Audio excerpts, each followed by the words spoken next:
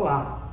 Por acaso você já se perguntou por que tanto se fala sobre o câncer de próstata? Por acaso você tem algum familiar, do sexo masculino na sua família? Talvez seu pai, um irmão?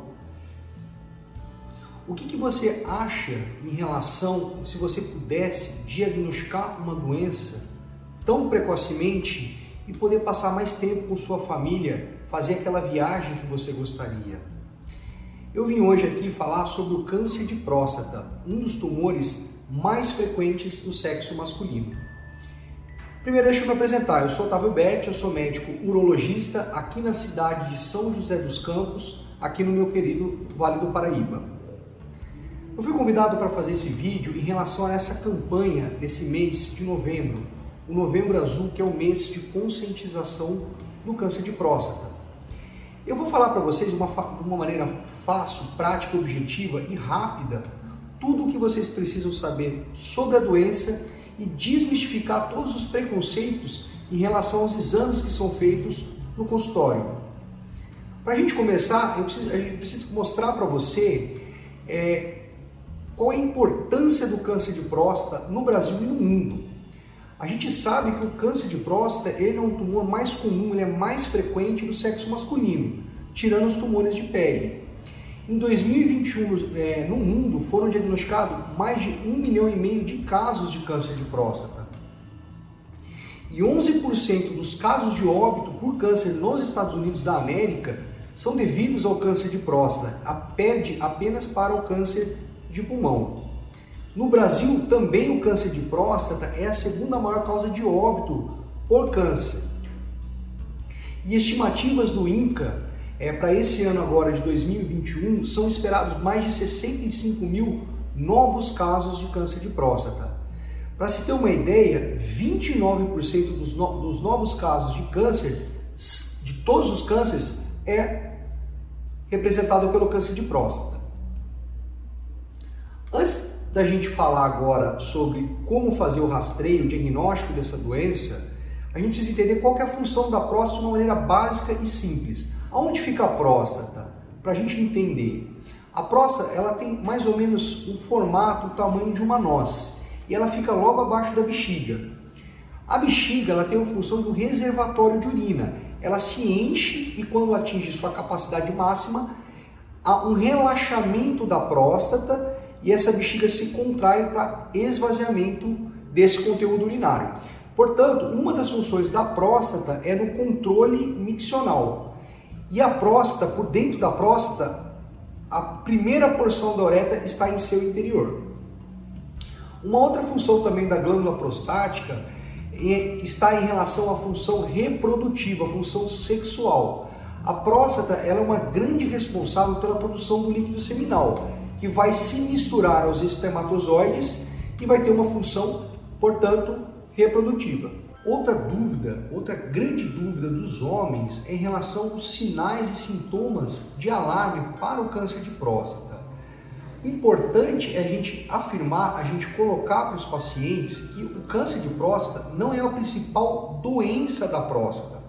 Existe uma doença que acomete os homens após os 40 anos de idade, em que há um inchaço, um aumento da próstata, que leva a alguns sintomas urinários, alguns sintomas miccionais.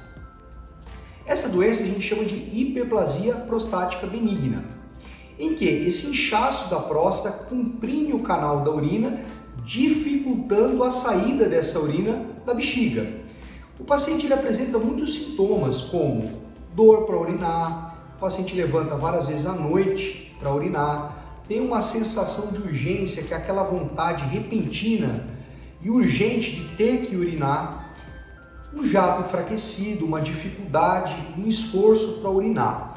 Ao contrário do que muitos pacientes pensam, esses sintomas, muitas vezes, na grande maioria das vezes, não se deve ao câncer de próstata, e sim à hiperplasia prostática benigna. 85% dos problemas de próstata estão relacionados à hiperplasia e apenas 15% em relação ao câncer de próstata. O que acontece?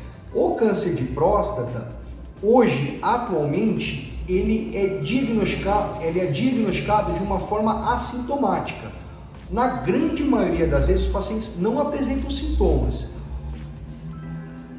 O grande exame que revolucionou a urologia surgiu na década de 80, que é o PSA, antígeno prostático específico. Essa glicoproteína, que é produzida especificamente pela próstata, ela aumenta a chance de uma detecção precoce do câncer de próstata. Quando ela está aumentada, você também pode suspeitar de outras doenças, não só o câncer, como a própria hiperplasia e também como as infecções prostáticas, que a gente chama de prostatite. Portanto, com o advento na década de 80 do PSA, houve um aumento exponencial do diagnóstico da doença, do câncer. Uma doença antes da descoberta do PSA, que era descoberta em fase inicial em cerca de 20% dos pacientes, hoje, atualmente, a gente consegue descobrir precocemente, numa fase assintomática, mais de 97% dos casos de câncer estão localizados.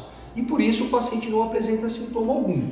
Mas quando o câncer de próstata ele dá sintomas numa fase mais tardia, o paciente ele refere uma dor óssea, uma dor insuportável na região de todo o corpo, uma dor no esqueleto, no osso, e pode ser bacia, pode ser na região dos ombros, na região das costelas, coluna cervical, na coluna em geral. E também podem ter sintomas urinários relacionados com a doença avançada. Então o paciente também pode ter sintomas parecidos com hiperplasia, além de insuficiência renal e óbito. Então, como é suspeitado o câncer de próstata no dia a dia do consultório do urologista?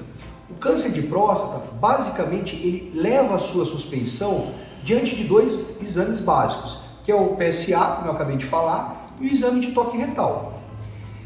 Hoje, com o PSA, grande maioria desses pacientes são diagnosticados numa fase bem precoce, em que um PSA acima de 2,5 ou 4, em alguns casos, leva a suspeição ou a indicação de uma biópsia.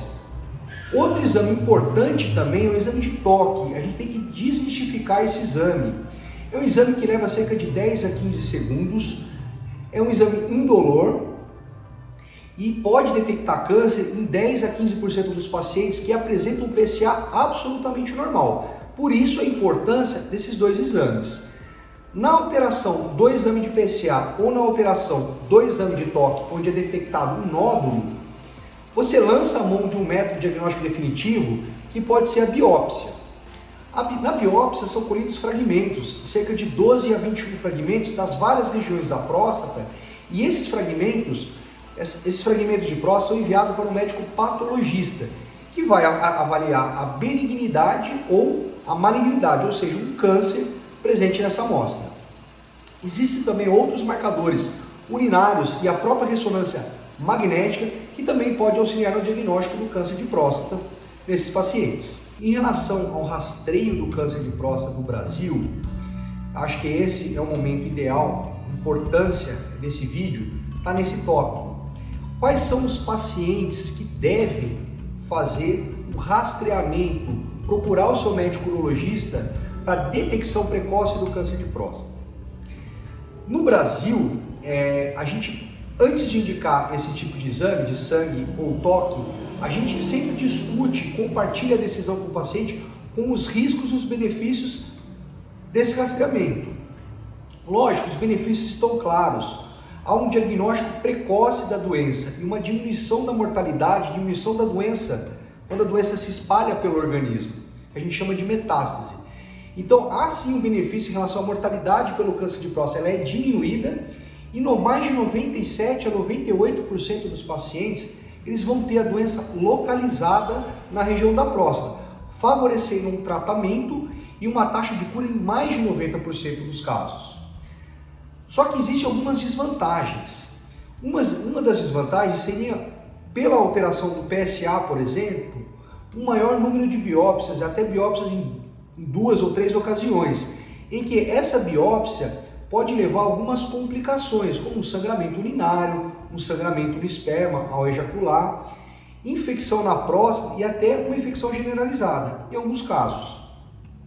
E também existe um outro grande problema que é muito discutido atualmente, é que existe alguns tumores de próstata, que a gente chama de uns tumores de baixa agressividade ou tumores indolentes, que se você não fizesse esse rastreamento, não fosse atrás desses tumores, provavelmente ele não se manifestaria em vida. Portanto, não precisariam de tratamento. O problema é que esses pacientes com o diagnóstico de um tumor indolente, eles podem ser super tratados, ou seja, um tumor que talvez não evoluiria durante a vida, ele seria tratado levando às complicações do tratamento do câncer de próstata, como a impotência e a incontinência urinária, levando a um impacto social muito negativo para a população masculina. Como é feito o rastreamento no Brasil? Nós indicamos dois principais grupos de risco, que seriam os pacientes da raça negra e os pacientes que têm uma história familiar positiva, aqueles pacientes que têm parentes próximos que tiveram algum tipo de câncer de próstata, mama, por exemplo, que acometeu o seu familiar numa idade muito precoce, abaixo de 60 anos, ou que teve uma evolução trágica com óbito por causa desses tumores. Esses pacientes têm um risco maior de desenvolver a doença. E os pacientes também da raça negra, eles apresentam tumores mais precoces e mais agressivos. E, portanto, eles devem realizar esse screening de uma forma mais precoce. E pacientes também obesos podem ter um tumor um pouquinho mais agressivo. A recomendação da Sociedade Brasileira de Urologia atualmente é realizar em todos os pacientes, independente do fator de risco, a partir dos 50 anos de idade, com o exame de PSA e toque uma vez por ano. E naqueles pacientes que têm fator de risco, raça negra, pacientes obesos e pacientes com história familiar de um câncer de próstata ou mama, realizar esse screening já a partir dos 45 anos de idade. Eu gostaria de agradecer pela sua presença nesse singelo vídeo e gostaria de me colocar à disposição para qualquer dúvida que você tenha. Obrigado e até o próximo vídeo. Tchau, tchau!